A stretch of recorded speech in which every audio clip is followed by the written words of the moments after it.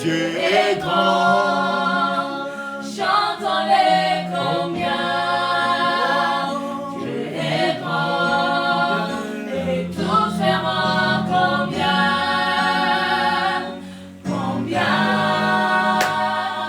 Dieu est grand. Amen, amen. Bon, nous allons maintenant commencer notre enseignement. Amen. Amen. Amen. Alléluia. Amen. Je vais commencer notre enseignement. Le thème de mon enseignement que je commençais depuis le vendredi, le bénéfice de la prière. C'est ça le thème.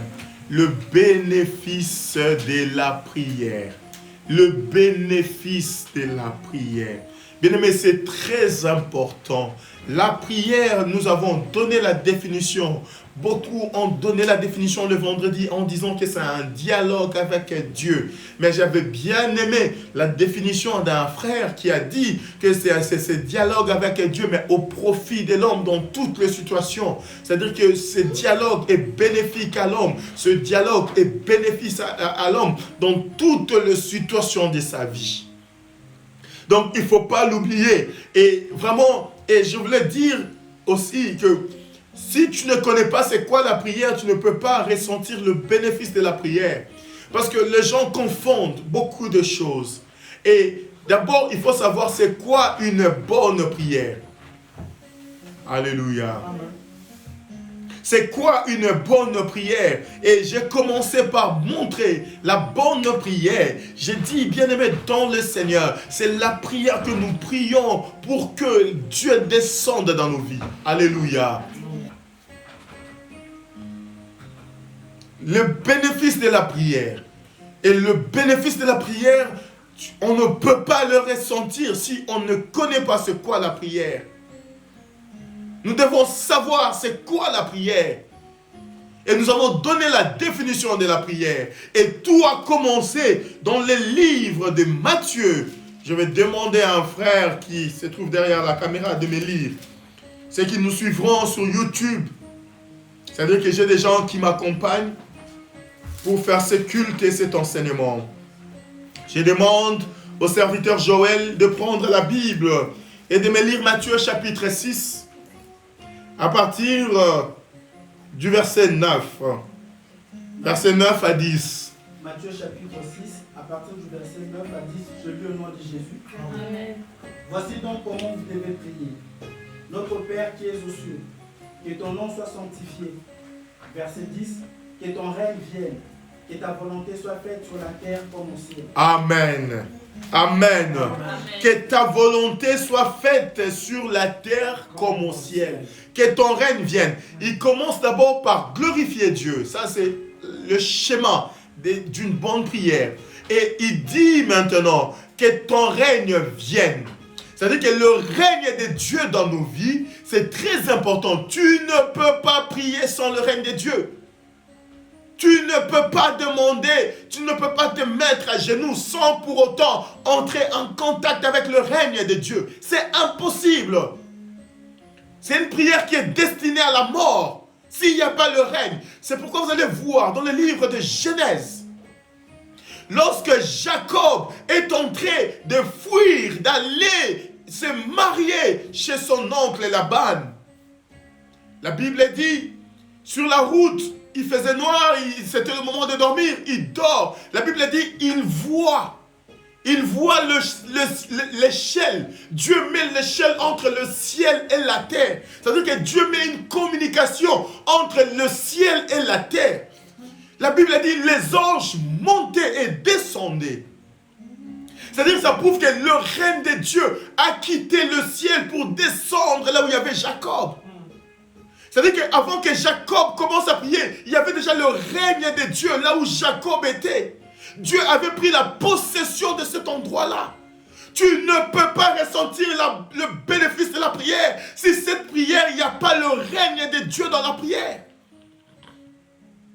C'est pourquoi Jésus lui-même dit, quand vous priez, demandez le règne de Dieu. La Bible dit, lorsque Jacob regarda, il vit au sommet de l'échelle, il y avait Dieu lui-même en personne. Tu ne peux pas prier sans le règne de Dieu. Mais c'est quoi le règne? Les gens se posent des questions. Mais c'est quoi? Je suis allé chercher ce mot, règne. Par règne, déjà, on voit qu'il y a un royaume. Il y a un royaume. Il y a un roi qui règne sur un royaume. C'est-à-dire que dans la prière, tu dois rechercher que le royaume de Dieu quitte le ciel vers la terre. Tu dois demander à Dieu de descendre dans la prière, dans ta vie. C'est-à-dire que toi, tu es une terre. Quand on dit que ton règne vient sur la terre, tu es une terre. C'est de la terre que tu es venu. C'est-à-dire que ce règne-là ne doit pas descendre à la terre chez quelqu'un d'autre. Non, le règne doit descendre dans ton cœur, dans la terre qui est ton cœur.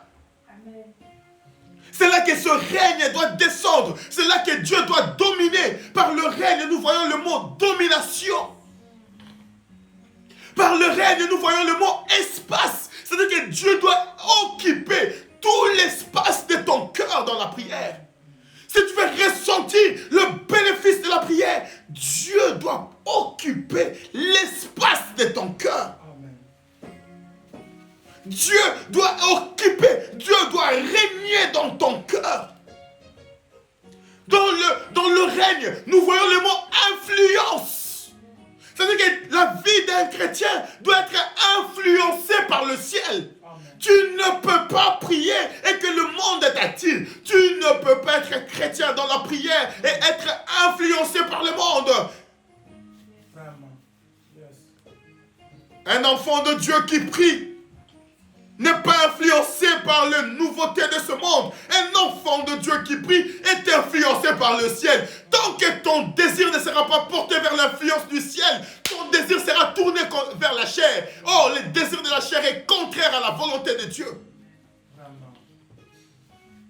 Que ton règne vienne. Ce mot règne, devant quoi, c'est quoi? Mais ça veut dire que tu demandes à Dieu d'influencer ta vie. Quand tu demandes le règne de Dieu, tu demandes à Dieu de dominer sur toi. Quand tu demandes le règne de Dieu, tu demandes à Dieu d'occuper l'espace dans ta vie. Tu demandes la souveraineté de Dieu. Tu demandes le trône de Dieu, la royauté de Dieu. C'est ce que Dieu a fait avec Jacob. Il est descendu dans son règne pour influencer. Bien-aimé, vous savez quand on dit influencer quelqu'un, influencer veut dire conduire. Influencer veut dire la contagionner. C'est-à-dire que tu es contaminé par la personne qui t'influence. Quand quelqu'un t'influence, tu es contaminé par son attitude. Les chrétiens remplissent les églises mais n'ont pas l'attitude de Dieu. Les chrétiens remplissent les églises mais n'ont pas le cœur de Dieu. Les chrétiens remplissent les salles d'intercession mais leur cœur est loin de Dieu. Ils ne sont même pas influencés par Dieu. Ils sont à l'église en train de prier mais ils sont en train de se jalouser. Ils sont à l'église en train de prier mais ils sont en train de se haïr. Ils sont à l'église en train de prier mais ils sont en train de se combattre, de se convoiter. Ils sont en train de faire des choses. Quand tu regardes la vie du chrétien, il n'y a aucune influence du royaume sur lui. Une telle prière ne peut pas être bénéfique à ta vie.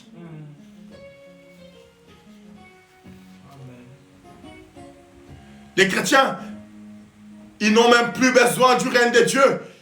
Ils sont là, Seigneur donne, Seigneur donne, Seigneur donne, Seigneur donne, Seigneur donne-moi, donne-moi là, donne-moi, donne-moi, donne-moi, donne-moi, donne-moi, donne-moi. Mais quand est-ce que tu laisseras Dieu la place d'influencer ta vie?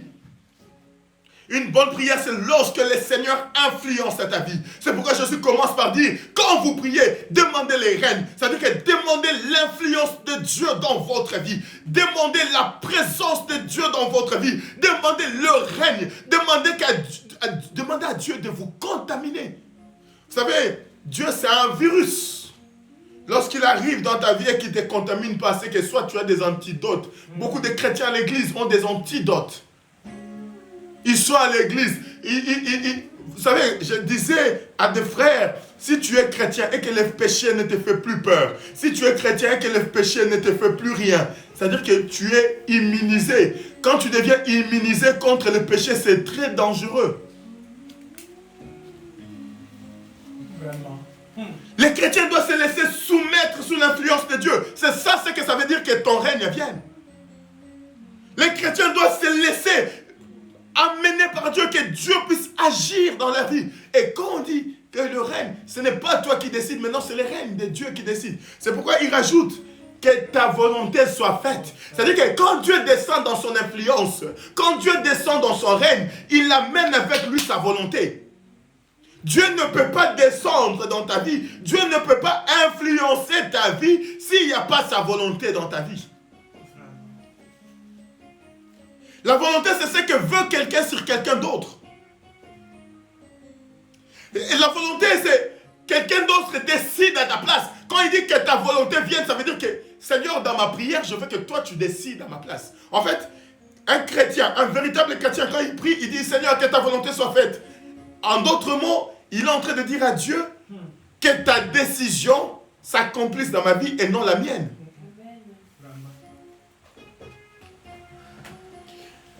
Par volonté, nous voyons une décision manifestée, effective, conforme à une intention.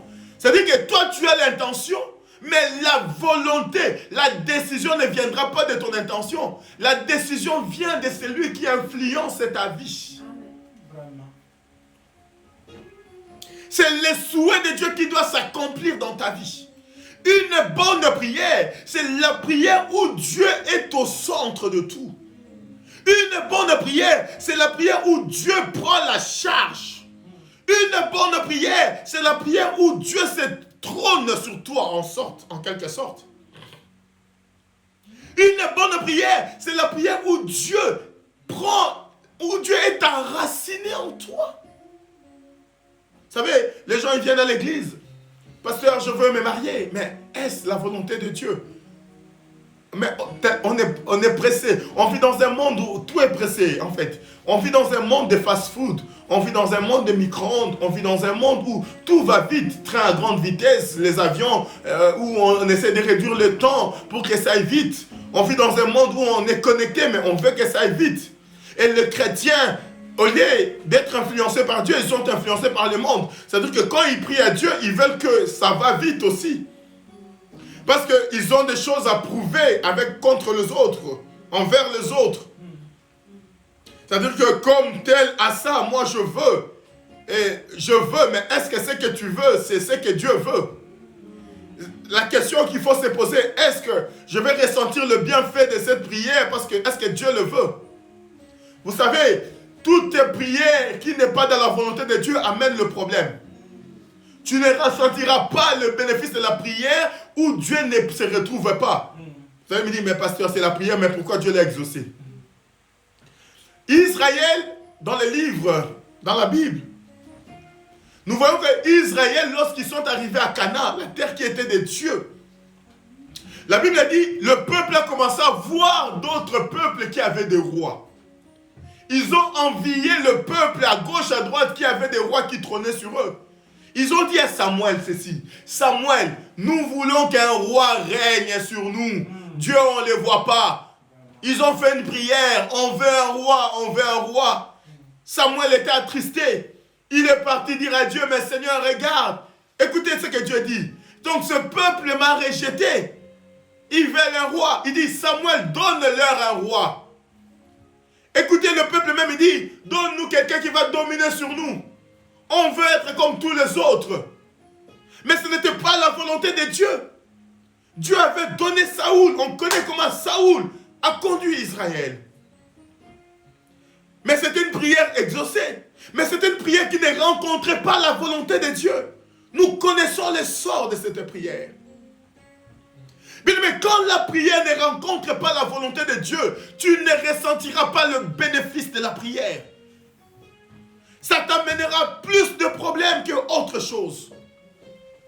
Quand tu veux accélérer la volonté de Dieu dans ta vie, ça t'amènera plus de difficultés qu'autre chose. Parce que Dieu, c'est un Dieu de temps. Il fait toutes choses à son temps. Il connaît quel est le temps qui est meilleur pour toi. Oh, yes.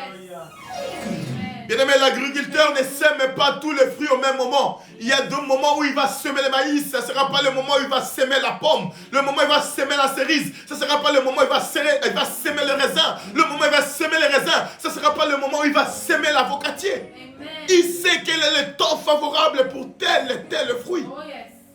Quelle est nos vies entre les mains de Dieu? Dieu connaît quel est le meilleur moment de ta vie? Quel est le meilleur moment où si tu donnes la bénédiction, ton cœur sera dans la paix? Dieu sait quel est le meilleur moment. S'il bénit ta vie, te visite, ton cœur sera dans la joie. La bénédiction, la Bible dit, écoutez, la bénédiction de l'Éternel enrichit. Et l'Éternel ne la fait suivre d'aucun chagrin. Mais comment Dieu peut te bénir et tu as des chagrins à côté? Comment Dieu peut te bénir et tu pleures à côté?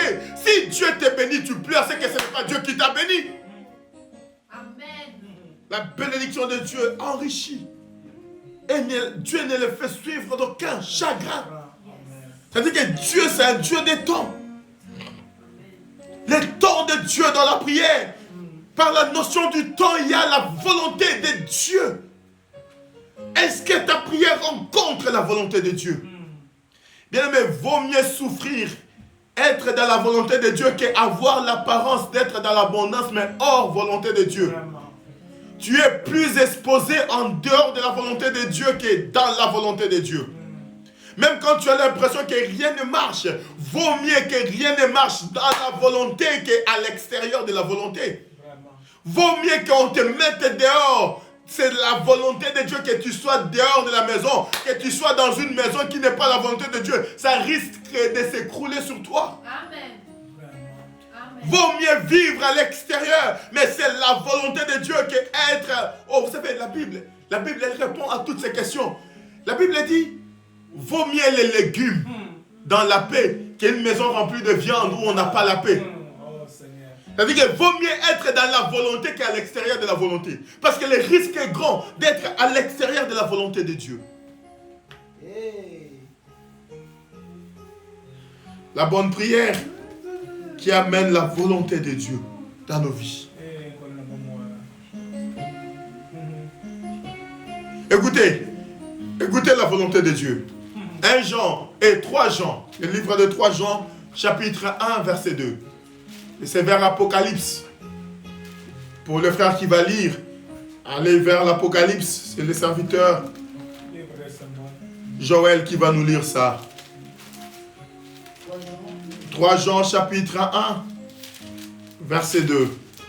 3 Jean chapitre 1, verset 2, j'ai le nom de Jésus. Bien-aimé, je souhaite que tu prospères à tous égards. Écoutez, Dieu dit, je souhaite. Ça veut dire que c'est la volonté, le souhait, c'est l'intention de Dieu. C'est moi, c'est Dieu qui souhaite. C'est Dieu qui a l'intention. C'est ma volonté à moi. Dieu, je souhaite que tu prospères. C'est Dieu qui souhaite. Ce n'est pas un homme. C'est Dieu qui veut de ta bénédiction. Ce n'est pas un homme. C'est Dieu qui décide de ta bénédiction. Ce n'est pas toi. C'est Dieu qui décide quand est-ce que tu seras élevé. Ce n'est pas toi. C'est Dieu qui décide quand est-ce que tu vas être visité. Ce n'est pas toi. Ce n'est pas Marie qui a décidé la visitation de l'ange. Mais c'est Dieu qui a décidé la visitation de l'ange dans la vie de Marie. Écoutez, ce n'est pas Gédéon qui a décidé la visitation de l'ange, non. C'est Dieu qui a décidé la visitation de Gédéon. C'est Dieu qui décide quand visiter. Il dit, je souhaite, c'est le souhait de mon cœur. C'est le souhait de ma vie. C'est moi, Dieu, qui souhaite. Continue, mon frère. Je souhaite que tu prospères à tous égards et sois en bonne santé, comme prospère l'état des hommes. Écoutez, je souhaite que tu prospères à tous égards et sois en bonne santé. La bonne santé, ce n'est pas le souhait d'un homme. Yes, la bonne santé, ce n'est pas le fait d'avoir les médicaments. La bonne santé, c'est Dieu qui le veut. Il dit, je veux que tu sois en bonne santé. Je veux que tu prospères. Je veux que tu ailles de l'avant. Mais comme prospère l'état de ton âme, c'est-à-dire que Dieu est en train de souhaiter. Il a une volonté intense dans ta vie d'agir. C'est Dieu qui veut agir dans ta vie. La bonne prière, c'est celle qui rencontre la pensée de Dieu. Lorsque, je vous ai dit, lorsque Jacob dit, Seigneur, si tu me ramènes, mais c'était la pensée de Dieu, parce que Dieu lui avait déjà promis. Il dit, je te ramènerai. Et quand il dit, Seigneur, si tu me ramènes, mais Dieu l'a promis. Il l'a promis. Quand c'est la volonté de Dieu, ça ne rate pas. Ça prend le temps que ça peut prendre, mais ça ne rate pas. Dieu ramène toujours.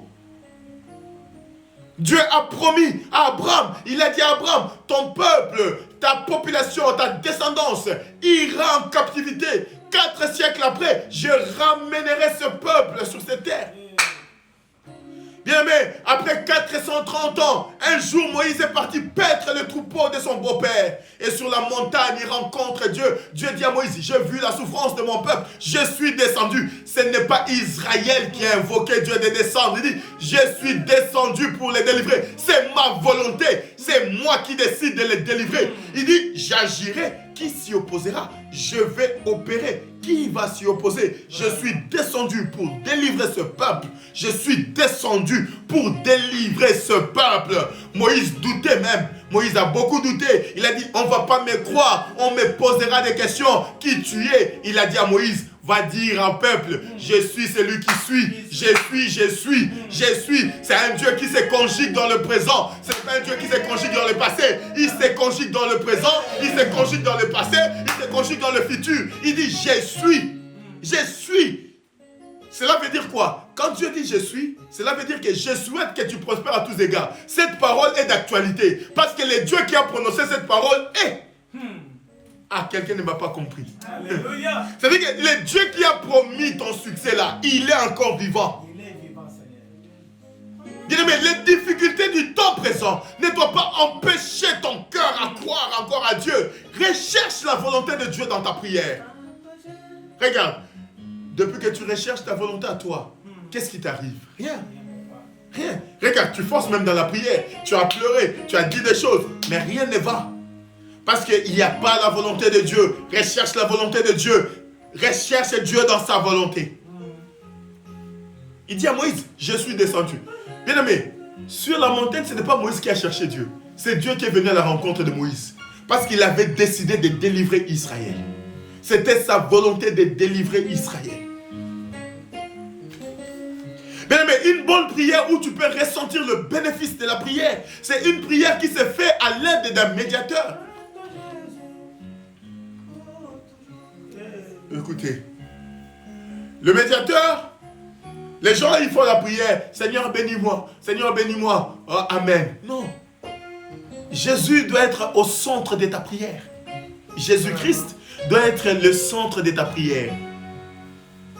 Aïe, aïe, aïe, aïe, aïe, aïe. Jésus doit être le centre de ta prière. Dans le livre de Timothée, 1 Timothée, chapitre 2, verset 5 à 6. On nous lit ça. 1 Timothée, Chapitre 2, verset 5 à 6. 1 Timothée, chapitre 2, verset 5 à 6, j'ai lu au nom de Jésus. Amen.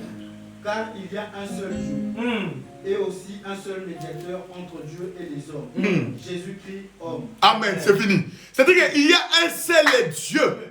Et puis, il y a un seul médiateur. C'est-à-dire qu'il y a un seul Dieu, il y a un seul médiateur. Vous savez, quand on met les services de médiation, ça veut dire quoi? C'est-à-dire que c'est deux côtés qui ne s'entendent pas. Oh. Ça veut dire que c'est deux groupes, c'est deux personnes qui ne s'entendent pas. Ils ont besoin d'un médiateur entre les deux. La Bible dit tous sont péchés et ils sont privés du royaume. C'est-à-dire qu'entre Dieu et les hommes, il n'y a pas d'entente. Maintenant, comme il n'y a pas d'entente, il faut qu'il y ait un médiateur entre Dieu et les hommes. Et le médiateur, c'est Jésus-Christ. La Bible dit il y a un seul médiateur. Un seul médiateur. Oh, un médiateur, c'est qui? C'est celui qui cherche l'accord entre deux parties. Toi, tu veux le mariage. Toi, tu veux la bénédiction. Dieu a la bénédiction. Toi, tu veux ce que Dieu n'a pas. Oh, ce que Dieu a, toi, tu n'as pas. Tu cherches ce que Dieu a. Mais pour avoir, entre toi et Dieu, il y a des problèmes. Celui qui va te réunir, c'est Jésus. Une prière qui n'a pas le nom de Jésus, c'est une prière morte. C'est pourquoi la Bible dit, vous ne savez pas prier. C'est Jésus-Christ qui intercède à votre faveur. C'est-à-dire que c'est lui le médiateur. Quand tu demandes le mariage, Jésus va au Père du Père. Il dit, Père, je sais que c'est un pécheur. Je sais que c'est quelqu'un qui ne mérite pas. Mais pense à la croix. J'ai dit à la croix, tout est accompli. J'ai accompli son mariage à la croix. Peux-tu donner ce mariage à cette soeur? Peux-tu donner ce mariage à ce frère? Le médiateur réunit les deux parties qui ne s'entendent pas. Jésus-Christ est notre médiateur. Il n'y en a pas deux. Il n'y en a pas trois. La Bible dit il n'y a qu'un seul. Jésus-Christ. Ce médiateur pour faciliter l'accord dans la prière. Oh, entre père et fils. Cet accord qui a été brisé par le péché. Cet accord qui a été anéanti par le péché. Jésus-Christ, notre médiateur. Tu t'appuies sur quel nom dans ta prière? Tu es là. Oh, c'est bien de dire, ah, Dieu d'Abraham. C'est bien. Il est le Dieu d'Abraham. Mais Jésus-Christ doit être le centre de ta prière. Une prière doit comporter le nom de Jésus. Tu dois prier, Seigneur, au nom de Jésus, souviens-toi de moi. Au nom de Jésus, bénis ma vie. Au nom de Jésus, sauve-moi. Tu chasses même les démons au nom de Jésus, parce que c'est Jésus le médiateur. La Bible dit, tout genou fléchira au nom de Jésus. Il a reçu le nom qui est au-dessus de tous les autres noms. Dieu lui a donné le pouvoir. Dieu l'écoute. Quand il intercède à ta faveur, Dieu l'écoute. Quand il amène ton problème devant Dieu, Dieu l'écoute. Il sait comment toucher le cœur de Dieu. Il met la médiation entre toi et Dieu. Il facilite ta prière. Alléluia. Est-ce que quelqu'un me comprend? Est-ce que quelqu'un me suit? La prière. Le bénéfice de la prière. Jésus est le seul médiateur. Alléluia. Jésus le seul médiateur. Le bénéfice de la prière, tu le ressens quand Jésus est au centre. J'ai parlé sur le règne, je parlais sur la volonté, je parlais sur la médiation. Je parle sur la sanctification. Tu ressens le bénéfice de la prière dans la sanctification. Tu ne le ressens pas dans le péché. Aïe. Personne ne m'a compris. Sanctification. Il y a un homme du nom de Zachée. La Bible dit, lorsque Jésus a commencé à venir, Zachée il monte sur Sycomore pour voir Dieu. Zachée, quand il monte sur Sycomore, il voit Jésus, Jésus le voit, il dit, parce que Zachée savait que Jésus c'est le seul médiateur. Et le médiateur lui dit, descends, je veux manger chez toi. Lorsque le médiateur entre dans la vie de Zachée, et Zachée dit au médiateur, il dit, Seigneur, là où je volais, je rends. Je veux être pur. Et Jésus qui est le médiateur, il communique le langage de Zachée au Père. Et le Père lui dit, celui-ci aussi c'est un fils d'Abraham.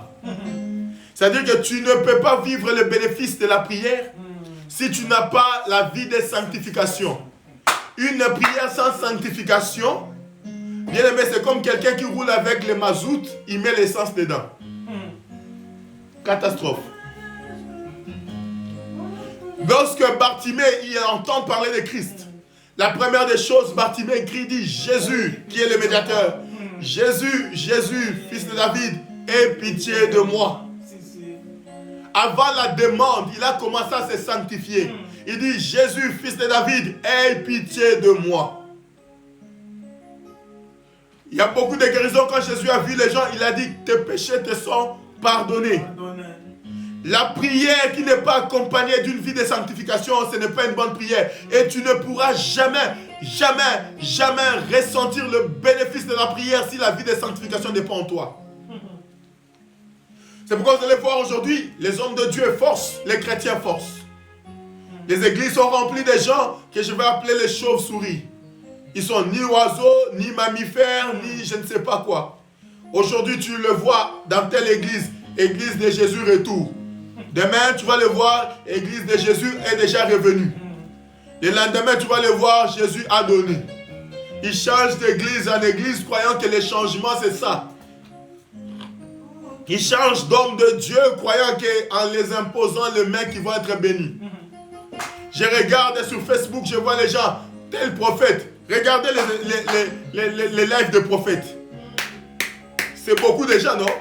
Parce que quand le prophète est là, je vois. Les gens, ils veulent ça. Je vois la bénédiction, je vois. Mais depuis qu'on a vu la bénédiction là, c'est où? Amen. Depuis qu'on a vu la bénédiction là, c'est où? On est là, oui, je vois. Bien aimé, tant que tu ne vas pas mettre ta vie en ligne avec la parole de Dieu, maman, on peut même voir gratte-ciel. Dieu ne bénit pas dans le péché. Si ton pasteur t'a dit qu'il bénit dans le péché, moi je ne connais pas ce Dieu-là.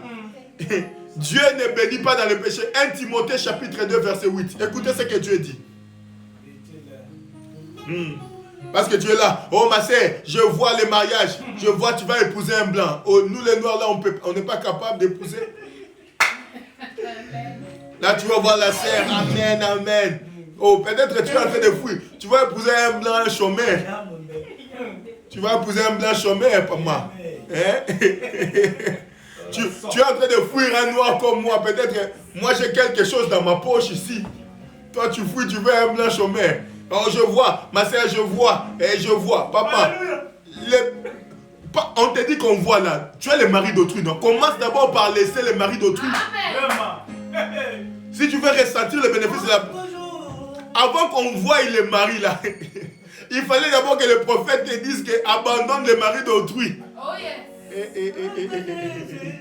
1 Timothée 2, 8. 1 Timothée chapitre 2, le verset 8, j'ai lu au nom de Jésus. Haute voix, augmente le volume, pas frère. Je veux donc que les hommes prient en tout lieu. Écoutez, je veux donc, c'est la volonté de Dieu. Je veux que les hommes me prient en tout lieu. Ce n'est pas parce qu'on n'a pas la salle que Dieu n'est pas avec nous. En tout lieu, Dieu veut qu'on prie. Dieu veut qu'on prie en tout lieu. Même là où tu es à la maison, là, Dieu veut qu'on prie. La Bible dit, je veux donc que vous priez en tout lieu. C'est la volonté de Dieu que l'homme me prie en tout lieu. Ce n'est pas la volonté des hommes, c'est la volonté de Dieu. Je veux que vous priez en tout lieu. C'est-à-dire que même si les portes de l'église sont fermées, mais la porte du ciel n'est pas fermée. Même si on cherche la salle, on n'a pas encore trouvé. La porte du ciel n'est pas fermée. Je veux que vous priez en tout lieu. Écoutez, continue. En élevant des mains pures. En élevant des mains pures. C'est-à-dire que la prière n'est pas une question d'endroit. La prière, c'est une question de pureté de main. Élever les mains pures. Sans colère ni mauvaise pensée. Mets-toi mon frère. Une prière avec des mains souillées, ce n'est pas la volonté de Dieu. Avant qu'on voie la bénédiction dans ta vie, on doit d'abord voir que tes mains sont sales. Aïe, aïe, aïe, aïe, aïe, aïe, aïe. Le bénéfice de la prière. Je suis toujours dans l'introduction de ma prédication. Parce que je vais vous parler sur... Je vais continuer l'enseignement. Même dans la prière de la montagne, je vais parler sur le bénéfice. Je vais citer des bénéfices. Parce que pour le moment, je suis en train de te montrer la bonne prière. Comme ça, quand tu connais la bonne prière, tu pourras rechercher le bénéfice de cette prière-là. Les églises sont remplies de gens remplis de colère et de mauvaises pensées. Ils viennent à l'église, ils critiquent le pasteur. Tu es là, tu me critiques, mais pourquoi tu es à l'église? Tu es là, tu parles mal de moi. Je te demande la dîme. Ah, lui, il veut demander la dîme, il veut devenir riche. Si toi, tu ne m'enrichis pas, Dieu va m'enrichir. D'ailleurs, pour que je puisse m'enrichir, je n'ai pas besoin de toi. J'ai besoin de la volonté de Dieu. Écoutez ce que la Bible dit. Quand l'Éternel approuve la voie d'un homme, il dispose même en sa faveur ses ennemis. C'est-à-dire que Dieu est capable d'aller prendre même mon ennemi et venir me bénir. Et il se rend compte après qu'il m'a déjà béni. Oh, vous savez, Dieu a utilisé Laban pour bénir Jacob. Malgré que Laban a voulu torpiller, mais la volonté de Dieu était que Laban doit bénir Jacob. C'est-à-dire que je n'ai même pas besoin de ta dîme pour être élevé. Si Dieu veut me donner des millions, il ne passera pas par toi parce que ton cœur est mauvais. Oh yes. Je veux que les hommes me prient en tout lieu. En tout lieu, en élevant des mains pures. La prière sans la pureté, ce n'est pas la prière. Vous savez, en Belgique, j'ai eu une sœur. Elle était dirigeante de la chorale de maman. Et cette sœur, elle se permettait de sortir dans la même église avec le pasteur adjoint de l'église. La sœur était mariée, le pasteur marié. Mais il venait chaque jour à l'église de Dieu. Comment Dieu peut écouter une prière comme ça?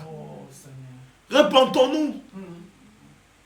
Et quand je prends le téléphone, j'appelle le pasteur pour dire, mais pasteur, regarde, la soeur est venue confesser chez moi. Elle me dit, homme de Dieu, je suis en train de préparer un enseignement sur le Saint-Esprit. Mais comment peux-tu préparer un enseignement sur le Saint-Esprit avec un cœur impur? Qu'est-ce que tu transmets au peuple de Dieu? Les églises sont remplies d'impudiques.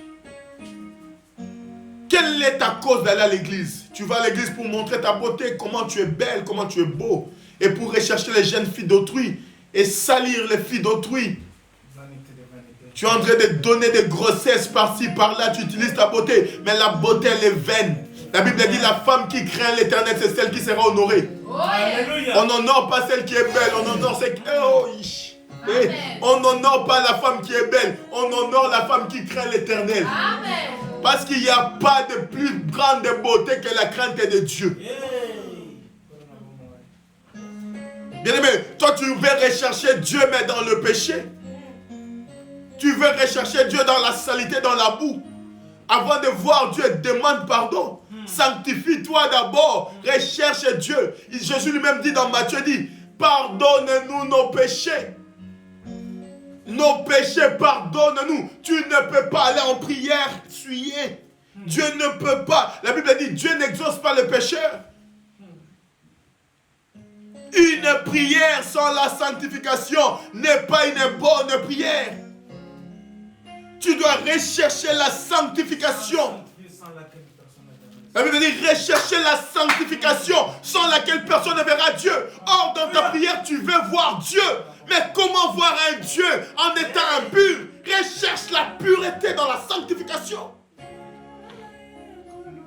La bonne prière, c'est la prière qui se fait dans la sanctification.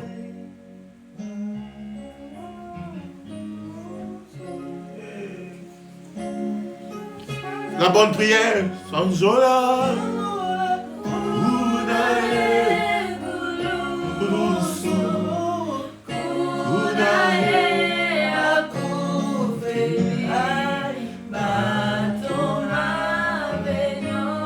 Écoutez très bien. Élevez vos mains. Élevez vos mains. Pourquoi les chrétiens, nous ne craignons plus le péché? Pourquoi l'homme ne craint plus Dieu? Pourquoi nous ne fuyons plus l'impudicité, l'impureté? On veut voir la main de Dieu. Aïe. Écoutez, l'église d'aujourd'hui, c'est comme une prostituée qui veut le mariage, mais qui veut demeurer dans la prostitution.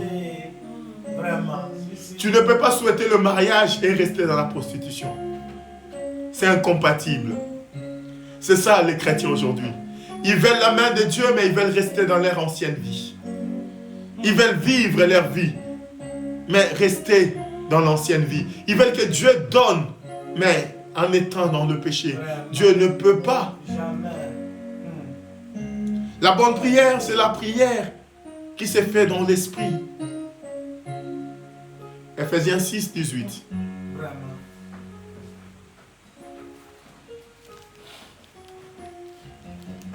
Tu n'as jamais l'esprit de Dieu, mais tu veux que Dieu t'écoute. La prière est avant tout spirituelle. Elle n'est pas physique. C'est pourquoi vous allez voir, la Bible dit, la chair est faible, mais l'esprit est bien disposé. C'est-à-dire que c'est d'abord l'œuvre de l'esprit. Ephésiens 6, verset 18. J'ai lu au nom de Jésus. Amen. Faites en tout temps par l'esprit toutes sortes de prières. Faites en tout temps par l'esprit toutes sortes de prières. Toutes sortes de prières par l'esprit. Bien-aimé, la prière ce n'est pas... Non. La prière ce n'est pas beaucoup parler. La prière c'est prier selon la volonté et dans l'esprit de Dieu. Il faut qu'il y ait l'esprit. Faites en tout temps par l'esprit toutes sortes de prières. Donc la prière c'est un acte spirituel. Parce que Dieu étant spirituel, Christ est spirituel. Et toi tu dois rentrer dans le monde de l'esprit pour que l'esprit connecte avec un autre esprit. La prière elle n'est pas charnelle. Tu as beaucoup de problèmes parce que tu ressens le poids de la prière dans ton corps. Or la prière c'est quelque chose de spirituel. Tu dois rechercher l'esprit de Dieu dans la prière. Tu dois rechercher la sanctification. Tu dois entrer dans la prière. Je vais attaquer maintenant le bénéfice de la prière. La prière, le premier bénéfice de la prière que je vais attaquer, la prière délivre. La prière délivre des hommes méchants. La prière délivre des chaînes. Nous allons continuer. Mais j'attaque juste pour te dire. 2 Thessaloniciens, chapitre 3, versets 1 à 2. La prière te délivre des hypocrites. Tu es entouré des hommes méchants. Tu es entouré des hypocrites. Il n'y a que dans la prière que Dieu te révèle le cœur de l'homme. Le cœur de l'homme est méchant. Celui que tu crois être un ami, c'est celui qui te trahit. Ton premier combat ne vient pas de loin.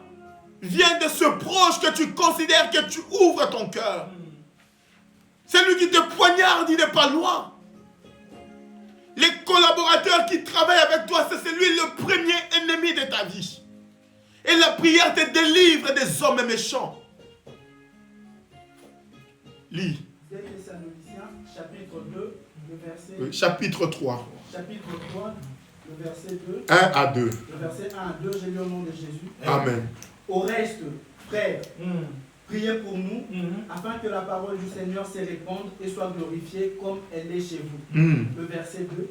Et afin que nous soyons délivrés des hommes méchants, Amen. des pervers. Priez pour nous. Ça veut dire que là, parmi les sortes de prières, il y a la prière d'intercession. Je parlerai aussi des sortes de prières. Et l'apôtre Paul dit, priez pour nous, pour que Dieu nous délivre des hommes méchants. Bien-aimé, tu ne peux pas vivre ton bonheur dans la joie si tu es entouré de mauvaises personnes. Regarde, d'ailleurs, des fois, ta bénédiction, elle traîne parce que ton entourage n'est pas bon. Et Dieu sait s'il te donne maintenant. C'est cet entourage-là qui va te combattre.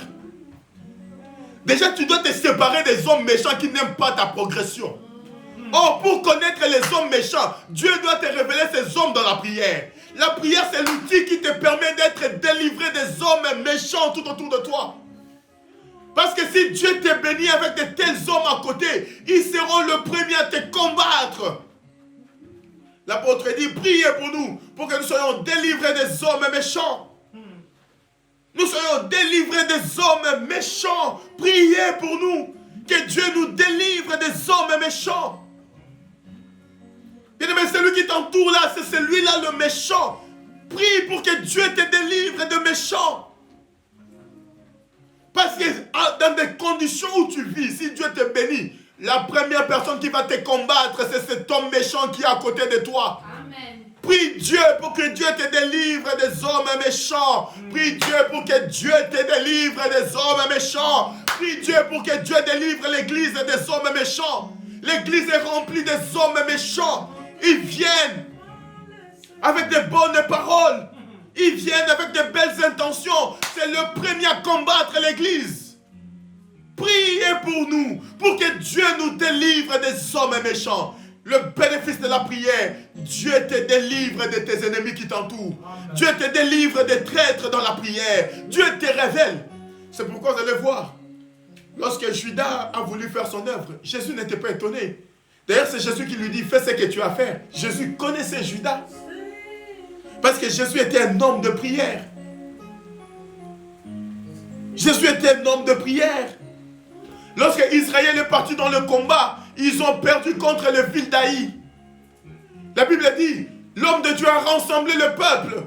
Ils sont allés en prière, ils sont allés chercher la face de Dieu. Comment on peut perdre? Qu'est-ce qui est arrivé pour perdre ce combat?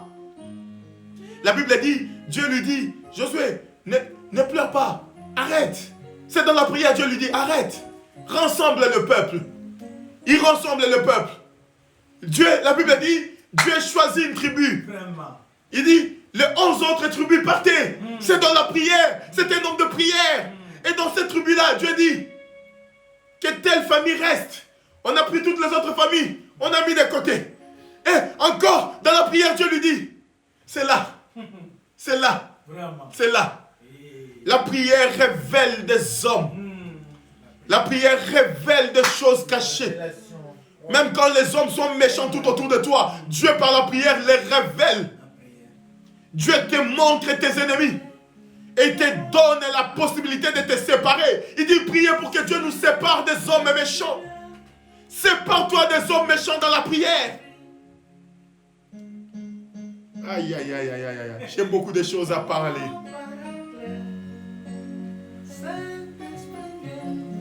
Je vais m'arrêter ici. Pour aujourd'hui, je m'arrête là. On continue le mercredi, les dimanches. Je vais enseigner sur ça. La prière délivre des hommes méchants. Je parlais de ça. Et je parlerai sur la délivrance des chaînes. Et dans les chaînes, je vais encore entrer en profondeur. En profondeur de nos chaînes. On a des chaînes et des liens que la prière est capable de briser, ces liens. Des réclamations, des chaînes qui nous maintiennent esclaves. Vous savez, je vais vous dire une révélation. Il fallait que Joseph passe par la prison pour qu'il brise les chaînes de l'esclavagisme. Personne ne m'a compris. Oui. Joseph, tant qu'il était sous l'autorité de Potiphar, il allait être toujours esclave. Et la prison, c'était le moyen que Dieu avait utilisé pour briser ce chaîne-là. Parce que Dieu savait qu'en allant en prison, Joseph ne sera plus sous l'autorité de Potiphar, mais sous l'autorité de la prison. Et en prison, Dieu savait que Joseph allait rencontrer des gens qui allaient l'amener à la royauté. Oh. C'est-à-dire que tu ne peux pas monter tant qu'il y a encore les chaînes de l'esclave. Parce que tu risques que le maître, ton maître te réclame. Aïe. Et ton maître ne va pas vouloir que tu puisses avoir un niveau supérieur que lui ou le même niveau. Donc la seule façon qu'il y a, il faut briser les chaînes de l'esclavagisme pour voir la gloire de Dieu. C'est-à-dire que les gens de ta famille qui te maintiennent là, ils ne voudront pas que tu montes. Dieu doit d'abord commencer par briser les chaînes là pour te laisser monter. Et la seule façon qui restait à Dieu pour que Dieu brise le chaîne de l'esclavagisme entre Joseph et Potiphar, c'était la prison. Parce qu'en prison, Joseph n'était plus sous l'autorité de Potiphar.